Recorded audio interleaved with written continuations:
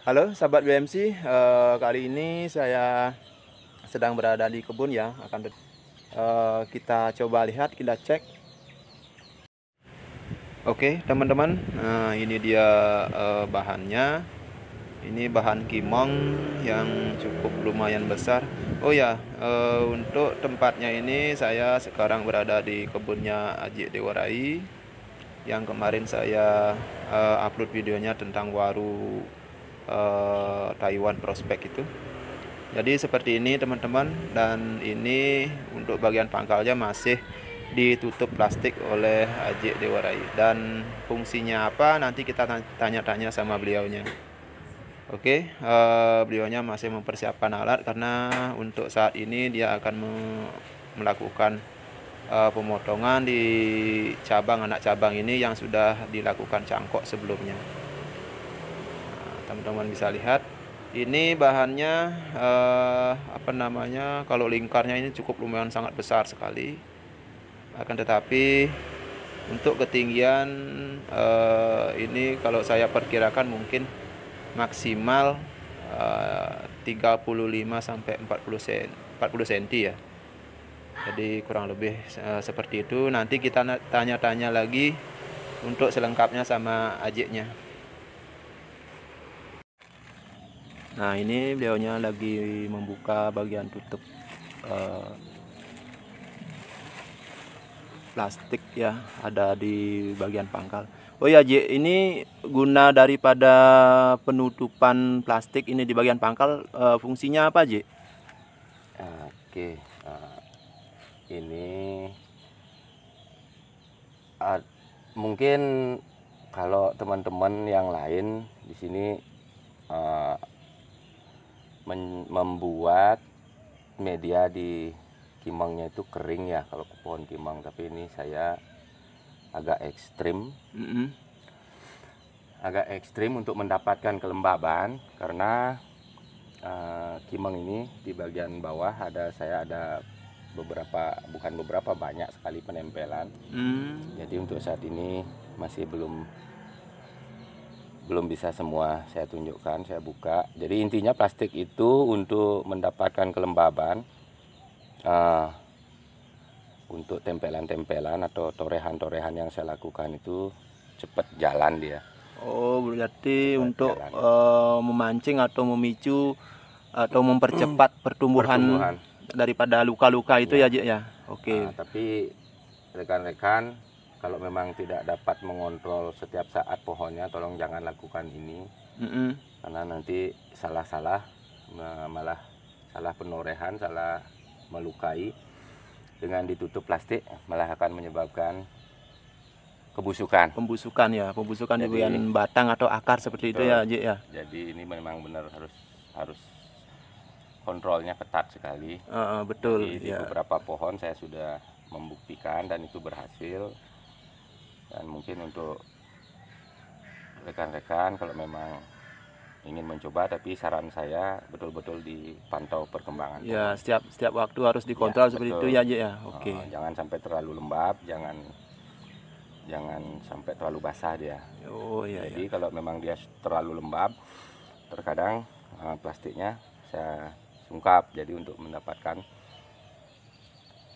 sinar matahari di bagian bawah. Jadi ini hasilnya ya. Jadi saya cukup puas dengan hasilnya. Mungkin Pak Tut bisa dekat. Nah ini hasil tempelan. Iya benar. Ini banyak bekas torehan yang membuat karakter pohon ini menjadi bendol-bendol, dan lebih yang tua, jelas dia dapat karakternya tua sekali. Oke.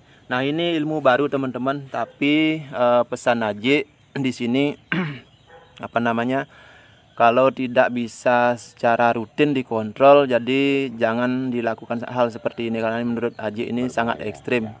Jadi keunggulan di sini akan bisa menutup lebih cepat menutup di bagian luka torehan ataupun luka tempelan, dan bisa cepat menyatu. Nah ini ilmu baru teman-teman.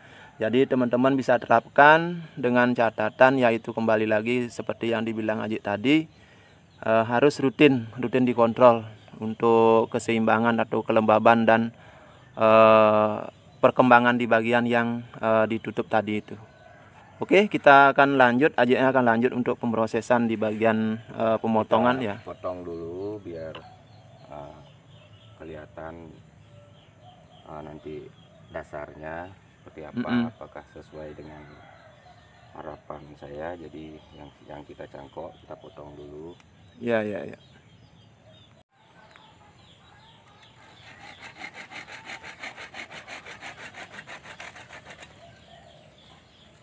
Ada kok. Jadi berapa bulan saya dapetin. Jangan Bu. Adonannya tahun. Ada.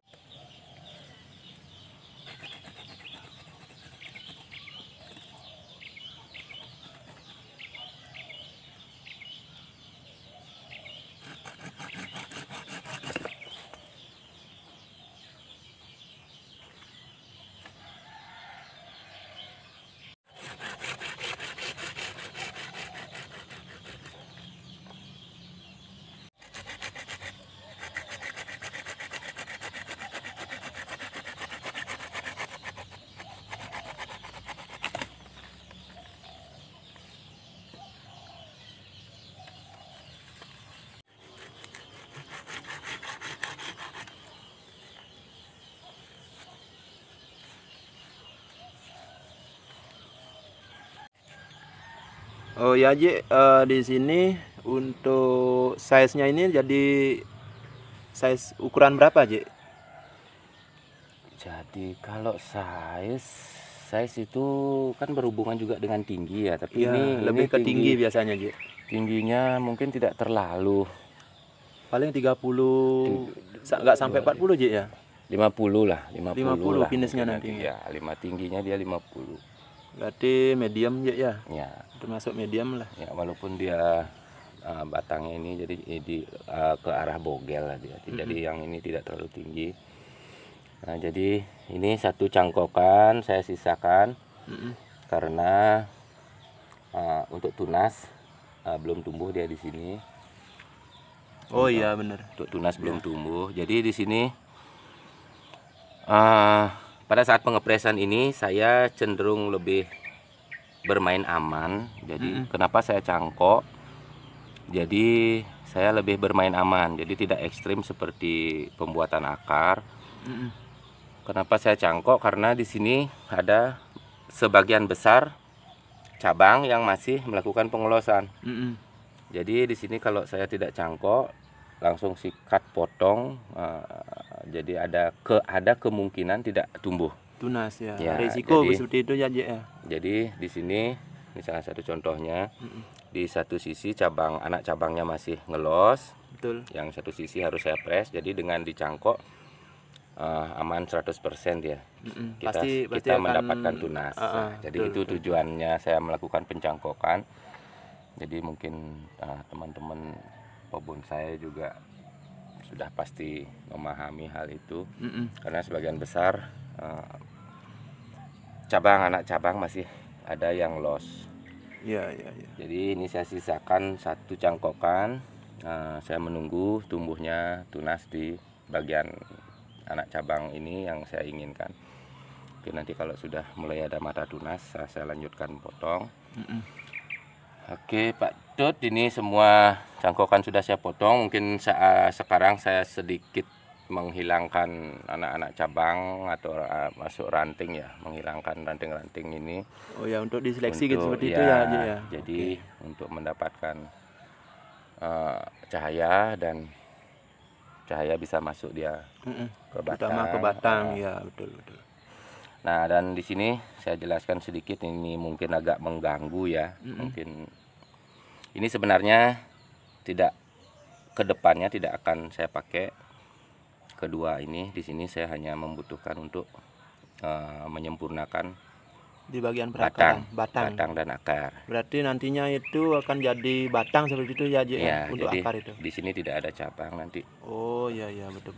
Nanti setelah ini matang, keduanya ini akan dipotong habis. Oh, jadi mukanya lebih dari jadi sini ya. Lebih kelihatan lah. tidak ada batang, tidak ada dihalangi. Wah, seperti itu teman-teman. Jadi di sini kita dapat banyak ilmu ya. Jadi dari ajiknya. Jadi yang namanya berproses itu kalau jenis fikus itu banyak cara teman-teman. Jadi seperti halnya yang dilakukan ajik di sini. Jadi untuk seperti yang beliau tadi bilang, untuk penyempurnaan di bagian perakaran atau batang terutama, jadi beliaunya melakukan tempel seperti ini, dan beliaunya kedepannya akan memakai di bagian perakaran itu aja. Untuk bagian cabang yang di atas yang tadi ditunjuk itu akan hilang seperti itu. Oke, Pak Dut bisa lihat, mungkin keliling dilihatkan, jadi bukan hanya di bagian depan saja yang saya berhasil, bisa dilihat keliling untuk akar. Jadi kita coba cek ya teman-teman. Seperti ini penampakan untuk di bagian belakang ya. Ini untuk bagian belakangnya, persisnya di sini teman-teman. Target 50-55 lah maksimal. Nah, oke teman-teman, ini setelah selesai proses ada sedikit dilakukan wiring tadi sama ajiknya untuk pengarahan di anak cabang. Anak cabang Jik ya? Iya. Jadi tadi sempat diukur untuk lingkar batangnya berapa Jik tadi? 95. Saya lupa. 95 tingginya? Tingginya antara mungkin nanti 50 atau maksimal 55 lah. 55 ya. Oke. Nah, ini teman-teman hasil daripada proses tadi, hasil sementara seperti itu. Jadi kemungkinan sesuai perkembangan juga nanti ada mungkin beberapa ranting atau anak cabang yang akan berubah, yang akan dihilangkan. Karena yang namanya proses seperti itu ya. Prosesnya masih jalan ya. Jadi masih banyak kemungkinan, tapi untuk dasarnya sudah ditentukan istilahnya. Ya. Nah, seperti ini teman-teman sementara ya. Jadi semoga video dari saya bisa menjadi inspirasi, menjadi pembelajaran ya bagi teman-teman pemula pada khususnya. Dan semoga video yang saya bagikan ini bisa bermanfaat buat teman-teman. Jadi sekian dulu video dari saya, dan tunggu video selanjutnya. Oke, semangat terus berkarya. Salam BMC Bonsai Mania Channel. Oke Jik, terima kasih banyak Jik. Mantap.